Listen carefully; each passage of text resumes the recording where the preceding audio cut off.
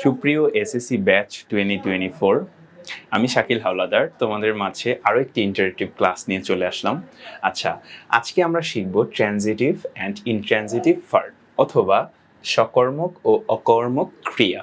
আচ্ছা, সো এখন তোমরা আমাকে কোয়েশ্চেন করতে পারো, ভাইয়া ট্রানজিটিভ অ্যান্ড ইনট্রানজিটিভ ভার্ব আমাদের কেন শিখতে হবে? কারণ তুমি যদি ভার্বের রাইট ফর্মটা ইউজ করতে চাও অথবা রাইট ফর্মস অফ ভার্বের কোয়েশ্চেনগুলো খুবই ইজিলি সলভ করতে চাও, তাহলে তোমাকে ট্রানজিটিভ অ্যান্ড ইনট্রানজিটিভ ভার্বটাও কিন্তু কি শিখতে হবে, এটা জানাটা প্রয়োজন।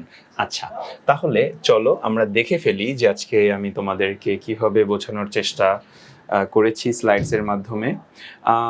ট্রানজিটিভ ভার্ব, আচ্ছা এখানে প্রথম সংজ্ঞাটা দেয়া আছে যে ভার্ব এর অবজেক্ট থাকে তাকে ট্রানজিটিভ ভার্ব বলে। আমি খুবই সিম্পলি লিখলাম, যে ভার্বের অবজেক্ট থাকে। আমরা জানি যে আমাদের একটা সেন্টেন্সে যদি একটা সাবজেক্ট এবং একটা ফাইনিট ভার্ব থাকে তাহলে কিন্তু ওইটা একটা ফুল সেন্টেন্স, মিনিংফুল অথবা মানে পরিপূর্ণ অর্থ দেয় এরকম একটা সেন্টেন্স হয়ে যায়।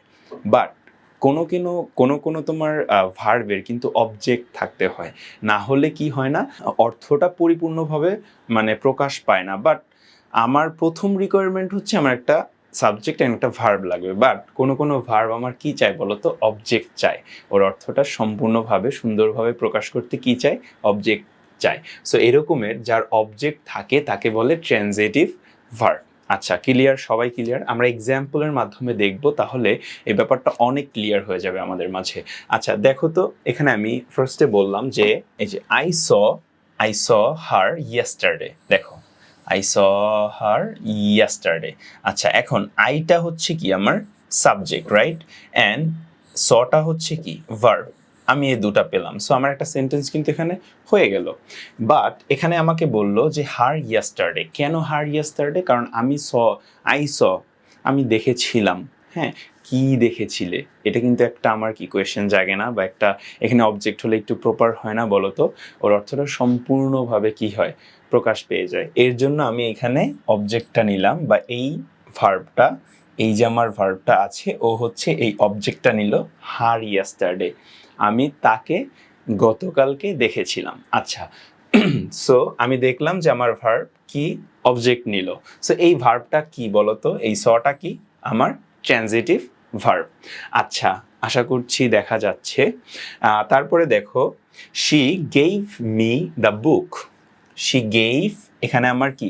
শি হচ্ছে সাবজেক্ট, গেইভ হচ্ছে verb, and me the book, এইটা কি আমার অবজেক্ট না? বাকি অংশ না? দেখো তো, এই যে শি গেইভ, তারপরে কি গেইভ কি সে আমাকে কি দিয়েছিল, এটা অর্থটা বোঝানোর জন্য আমি বললাম মি, আমাকে দিয়েছিল কি? The book.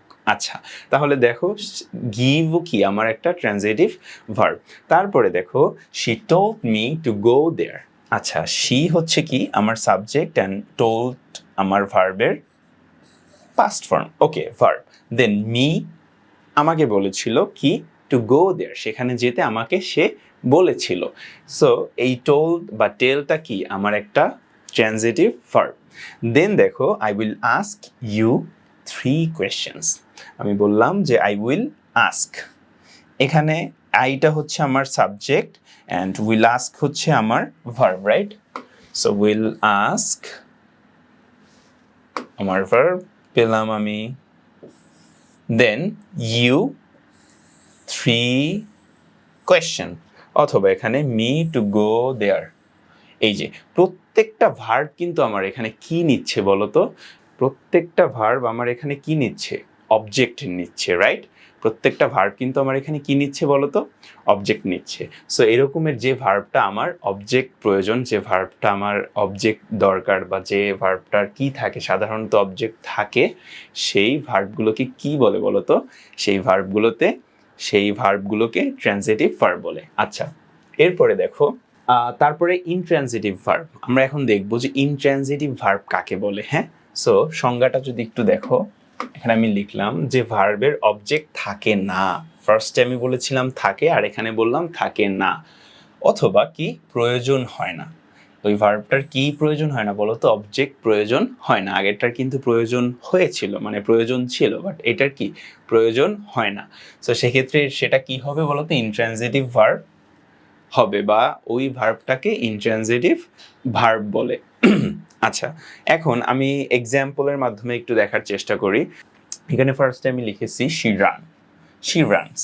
আচ্ছা, শি রানস, আমার এখানে সাবজেক্ট অ্যান্ড ভার্ব আমি দুটো পেলাম। আমার অবজেক্ট কিন্তু কি এখানে লাগে নাই।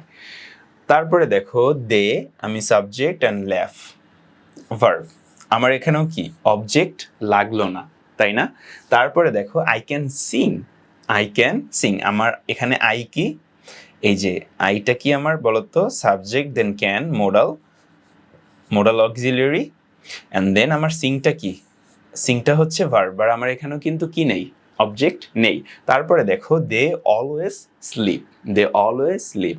আচ্ছা, তাহলে দে আমার সাবজেক্ট দেন স্লিপ আমার ভার্ব, কিন্তু এরপরে কিন্তু বাকি অংশ আমার নেই, রাইট?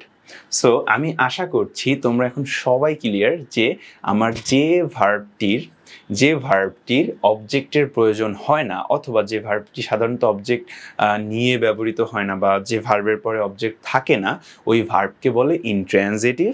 আর যে ভার্বের পরে অবজেক্ট থাকে বা আমরা ব্যবহার করি, বা যে ভার্ব মানে অর্থ প্রকাশ করতে আমার কি করে বলতো, অবজেক্ট নেয়, সেক্ষেত্রে আমি তাকে বলবো ট্রানজিটিভ ভার্ব।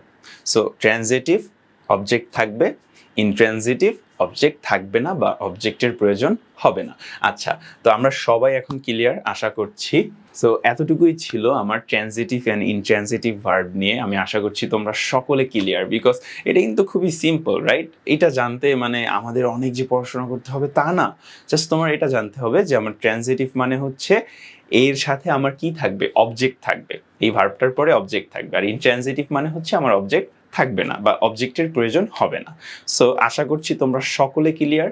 আমি শাকিল হাওলাদার আবারও চলে আসবো তোমাদের মাঝে কোনো একটা ক্লাস নিয়ে, ইনশাল্লাহ দেখা হবে। সবাই ভালো থাকো, সুস্থ থাকো। আসসালামু আলাইকুম।